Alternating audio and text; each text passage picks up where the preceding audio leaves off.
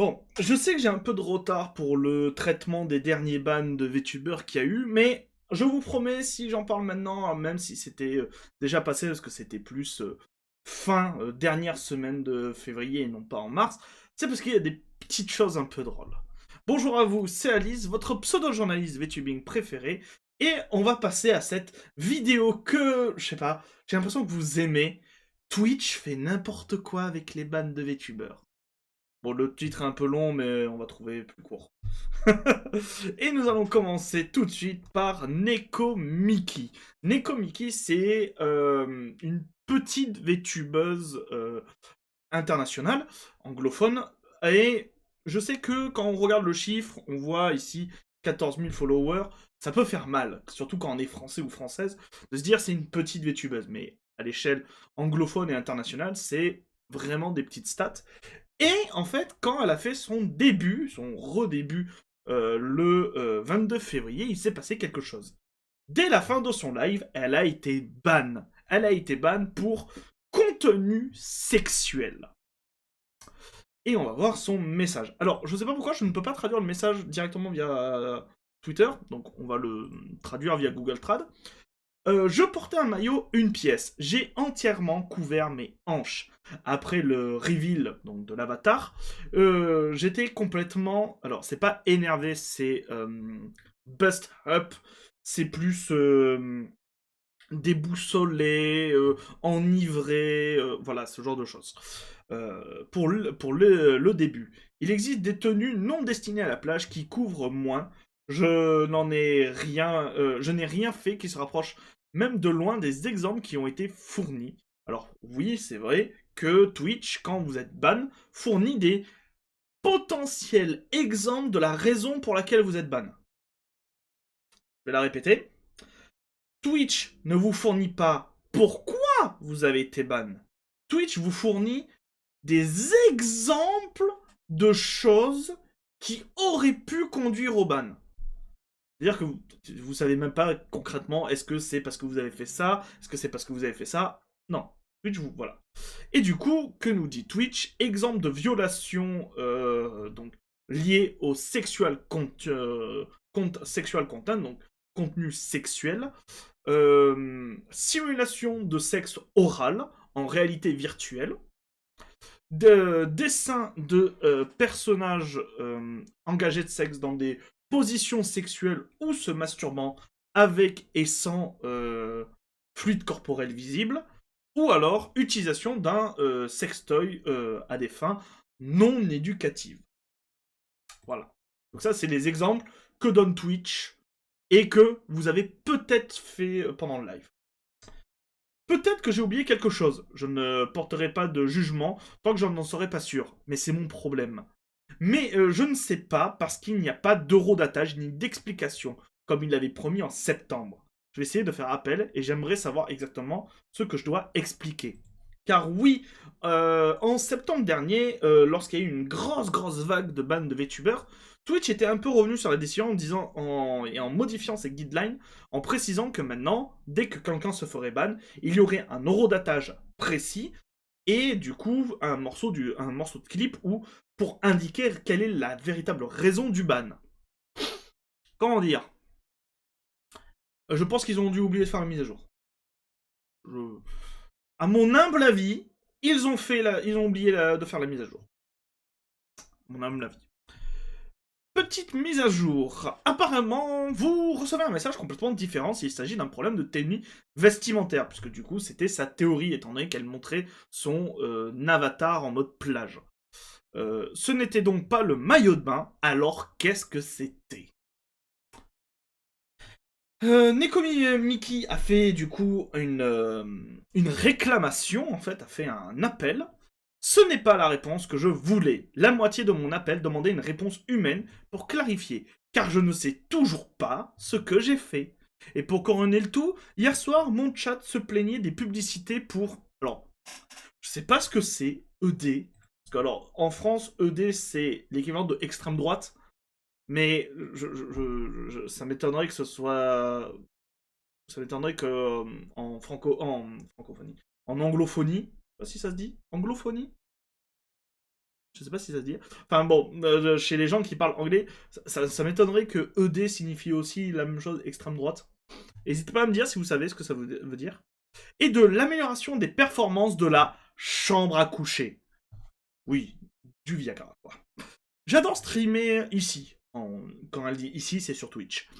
Mais même si j'ai fait quelque chose de mal, j'aimerais savoir ce que c'est pour ne plus jamais pouvoir le refaire. J'aimerais également avoir des éclaircissements sur les raisons pour lesquelles les annonceurs sont autorisés à diffuser des publicités comme celle-ci dans n'importe quelle catégorie, alors que les streamers doivent être tenus à des normes plus strictes. Une partie de mon travail en tant que fondateur consiste à faciliter la meilleure relation entre les streamers et Twitch. Je ne pense pas que le partage des informations soit en dehors de ce cadre, qu'elle devrait également inclure des critiques constructives. J'adore le site violet et je veux faire de mon mieux. Et du coup, la réponse c'est... je vais pas vous la trop dire. Pourquoi? Parce qu'il y a une Française qui a été ban aussi pour quasiment la même raison, et donc on a la réponse en français. Ça m'évite de faire la traduction, moi ça me bat. Et du coup, il y a eu une nouvelle mise à jour de Neko quelques temps après. Cela suscite beaucoup d'intérêt, donc même si c'est tard, merci à tous ceux qui m'ont soutenu et ont confirmé des cas similaires avec les publicités.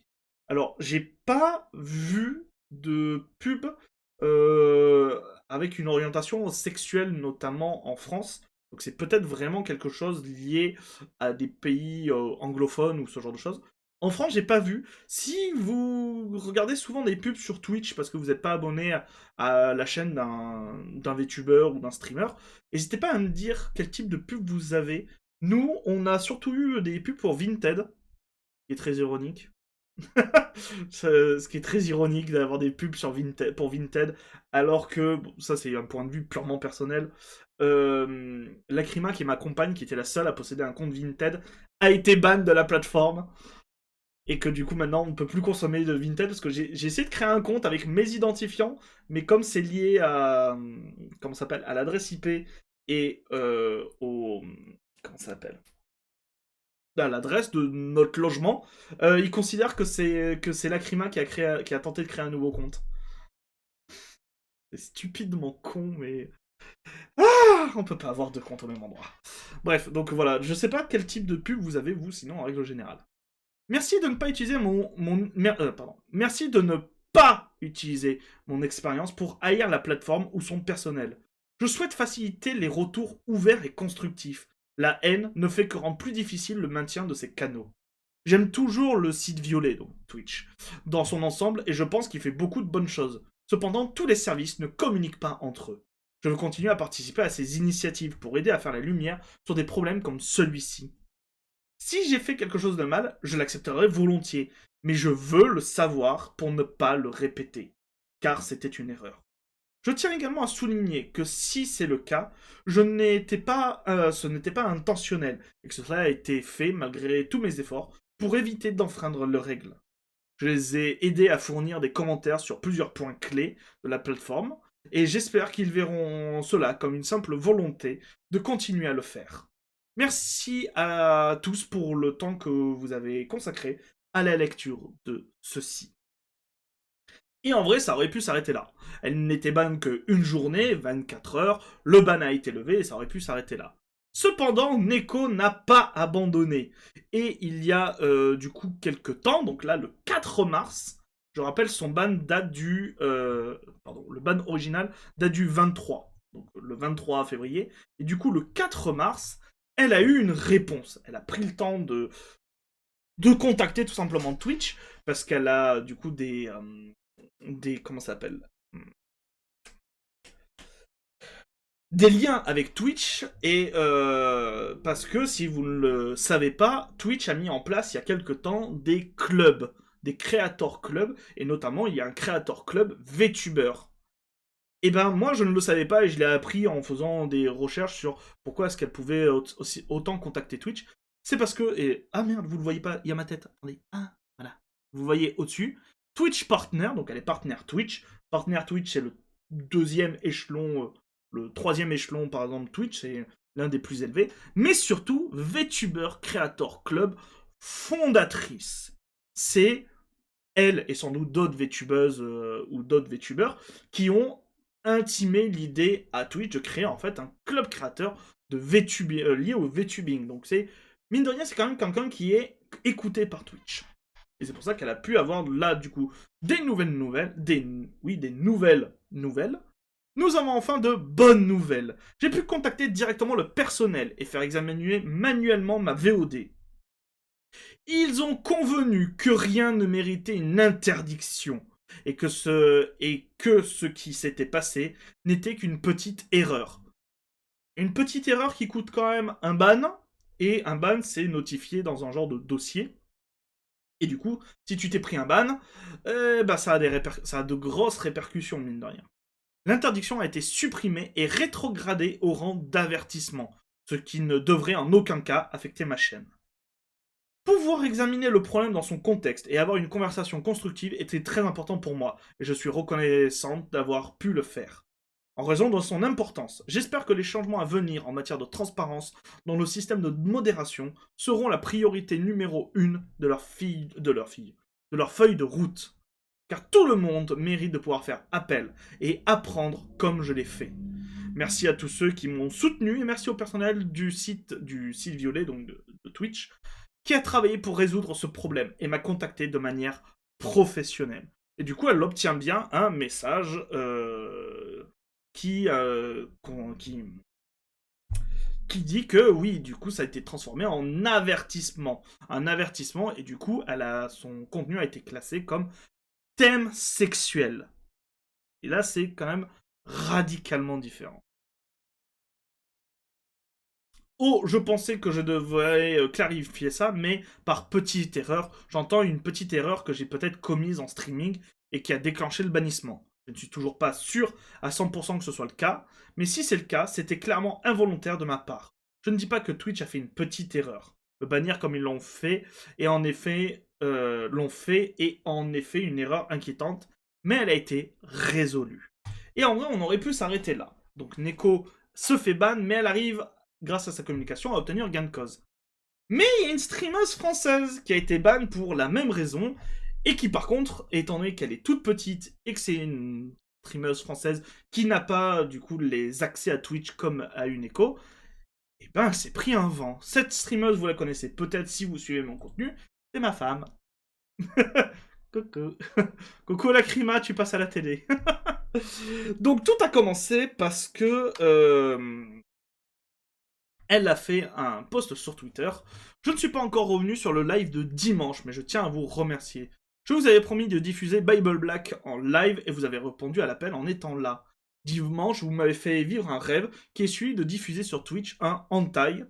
Alors, c'est vrai que dit comme ça, on peut se dire, bah, elle a mérité le ban. Mais alors, tiens quand même à vous préciser que le hentai était entièrement censuré, qu'il n'y a strictement rien d'apparent.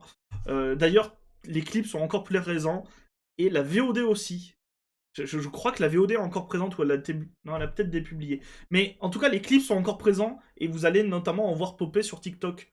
Suivez-nous sur TikTok. Voilà. Suivez Lacrima sur sa chaîne YouTube et Twitch aussi, c'est important. Et suivez-nous aussi sur TikTok, vous allez pouvoir voir ce genre de choses. Dimanche, et être tous ensemble pour en rire. Ce fut vraiment le plus beau moment de ma carrière de VTubeuse pour le moment. Il faut que je décortique la VOD afin de faire plein de clips, car c'était un moment mémorable moment mémorable. La VOD est dispo au lien ci-dessous, dépêchez-vous avant que Twitch ne la supprime. Très ironique, parce que du coup, une heure après le post de ce message, PTDR, je suis ban. Je trouve ça très très drôle, surtout que j'ai été ban après avoir mis le message sur Twitter. Je pense, mais je n'ai pas de preuves, que des petits méchants ont report. C'est pas gentil, car en plus on s'était bien amusé. Et du coup, le même message que pour Nekomiki, mais, et c'est là où c'est un peu différent, c'est que Nekomiki a été ban dès la fermeture de son live. Elle a clôturé son live, qui commençait le 22 et qui du coup s'est fini le 23 au moment où elle a posté son tweet, mais Lacrima, elle, a été... le live a été... elle a pris le ban quasiment 48 heures plus tard. Du coup, on voit exactement la même chose. Simulation de rapport buccal en réalité virtuelle, donc exactement la même chose. Sauf qu'il y a aussi un petit truc qui diffère, c'est que là, il y a un eurodatage. Voilà. Alors, je sais pas pourquoi. Il n'y a pas d'eurodatage. Il y a juste où a été mis la violation, donc pour Nekomini. Nekomini. Nekomiki, pardon. Il y a juste précisé en stream ou sur une VOD. Sur Lacrima, il y a stream VOD comme elle, mais il y a carrément le titre du stream, ainsi que l'heure à laquelle a été lancé le stream. Oui, parce que 18h55, c'est l'heure à laquelle elle a lancé le stream. C'est pas l'eurodatage du ban. Voilà. Et du coup, durée du ban, une journée. C'est un peu plus bas. Allez, je le tente, vu que je ne peux pas les contacter autrement que via un appel. Car oui, si vous n'êtes pas au courant, et du coup, moi je l'ai appris comme ça, je ne savais pas que ça fonctionnait comme ça. Si vous êtes ban de Twitch, en fait, tous vos comptes Twitch sont déconnectés. Donc, bah, vous pouvez plus vous connecter à Twitch. Et si vous arrivez à vous connecter à Twitch, vous tombez seulement sur une fenêtre où il y a juste soumettre un appel, et c'est tout. Et aussi la durée qui vous reste de ban, mais voilà, il n'y a rien d'autre. Vu que je ne peux pas les contacter autrement que via un appel, je viens de faire appel afin de poser des questions, et surtout ne pas contester la décision prise. Lacrima Big Brain qui va se faire recaler par un bot qui n'aura rien lu en réalité. Donc, suspension, le ban expire, du coup, cette infraction expira sur votre compte le 26 mai, donc 90 jours plus tard, et du coup, l'appel est bonjour, avant toute chose, je ne souhaite pas vraiment faire appel de la décision. Cependant, j'aimerais obtenir plus d'informations concernant la raison du ban. Auriez-vous la possibilité d'y répondre? J'aimerais savoir quel moment exact du live est incriminé et a entraîné le ban. Est-ce une image, un son? Avez-vous éventuellement un timecode ou un screen du moment afin que je puisse étudier la raison et ne pas le refaire à l'avenir? Exactement la même chose qu'a demandé Nekomiki. Et d'ailleurs, Nekomiki n'a même pas eu de réponse à ce sujet. De plus, le ban est-il dû au robot automatique qui a détecté la VOD, vu que j'étais ban 36 heures après la fin du live en question, ou à cause d'un report réalisé par de vrais humains? Merci d'avance pour la réponse, en espérant ne pas avoir une réponse auto qui ne répond à aucune question. Cordialement, Lacrima. Bien entendu, Twitch a répondu. Je lui ai dit en plus. Je lui ai dit, tu vas te faire débouter par un robot, pourquoi t'essayes? Mais que voulez-vous? C'est une enfant, elle est têtue. Mais après, en vrai, quand j'ai lu la réponse, ça m'a fait rire. Pourquoi ai-je cru à un seul moment que Twitch lisait les mails qu'on leur envoie et que je n'allais pas me prendre une réponse de bot? Twitch FR, y a-t-il un endroit où je peux poser une question à un humain? Pas de réponse de Twitch. Et du coup, quel est le message? Eh bien, le message, c'est le même que Nekomiki, que celui-là, sauf qu'il est du coup en français. Et qu'est-ce qu'il nous dit? Votre compte a récemment été suspendu pour contenu à caractère sexuel. Et ça, je trouve ça très drôle. Un membre de notre équipe a examiné votre appel. Et après avoir pris connaissance des détails de votre dossier, donc les détails en question, qui sont justement des questions, et donc pas une remise en question du ban, et après avoir... Nous avons déterminé que votre compte resterait suspendu en raison de votre infraction de nos lignes de conduite. Twitch, ce n'est pas la question qu'elle vous a posée. C'est si drôle. Alors, je tiens quand même à vous dire que ça nous a beaucoup fait rire vraiment quand on a vu la réponse. Parce que du coup, c'est vraiment se prendre un mur et le robot dans la gueule. Parce que, littéralement, ils n'ont pas lu le dossier. Donc, sachez maintenant que si vous faites ban, que vous voulez faire un appel, vous pouvez écrire ce que vous voulez dans l'appel, ils le liront pas. On a la réponse. Voilà, sachez donc, le VTubing français fait les tests pour vous. Et du coup, elle a abandonné, elle a fait bon, c'est pas grave, et voilà, on est passé à autre chose. Le ban est levé maintenant, elle peut continuer à stream. Et nous avons une autre personne qui a été ban. Sauf que lui, c'est un peu différent. c'est encore un cas différent. Bon, je suppose que je ne streamerai pas aujourd'hui. C'est Athéna de Mythos qui du coup a été ban pour fraude. Vous savez, c'est un truc qu'on a souvent vu, notamment chez YouTube, où du coup fraude, mais il n'y a pas plus d'explications. Fraude de quoi? C'est... Est-ce qu'il a volé des cartes bleues? Est-ce qu'il a arnaqué des gens? Juste ban, fraude, et du coup c'est un ban permanent. Ok. 3 heures plus tard, c'est littéralement 3 heures plus tard, la chaîne est de retour. Vous n'entendrez pas de remerciements à Twitch pour ça. Site horrible. Ça reste une grosse merde. Quoi qu'il en soit, allez me regarder sur YouTube. Parce que du coup, Athena a tout simplement décidé, même s'il a été du coup déban et que c'était une erreur 3 heures plus tard, d'aller voir ailleurs, de dire à Twitch d'aller se faire foutre. Un peu comme certaines VTubeuses qui ont dit à YouTube d'aller se faire foutre et qui sont maintenant sur Twitch. Si vous souhaitez voir les aventures d'Athéna, sachez que du coup, il ne stream plus sur Twitch. Il stream maintenant sur YouTube. Donc voilà. C'était important, je me trouve. Y arriver. Ah, j'ai la bouche pâteuse. C'est peut-être pour ça que je galère. Euh, je vais vous inviter à aller découvrir du coup Athéna, mais aussi tous les autres membres de Mythos. Il y en a quelques-uns et ils sont très très cool.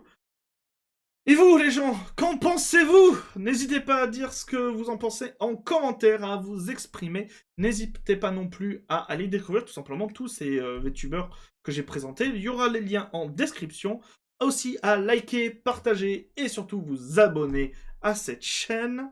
Et moi, je vous dis à très bientôt, les gens, pour de nouvelles bêtises de Twitch, de YouTube et bon, du VTubing en règle générale. C'était Alice. Bisous tout doux, les gens. Mouah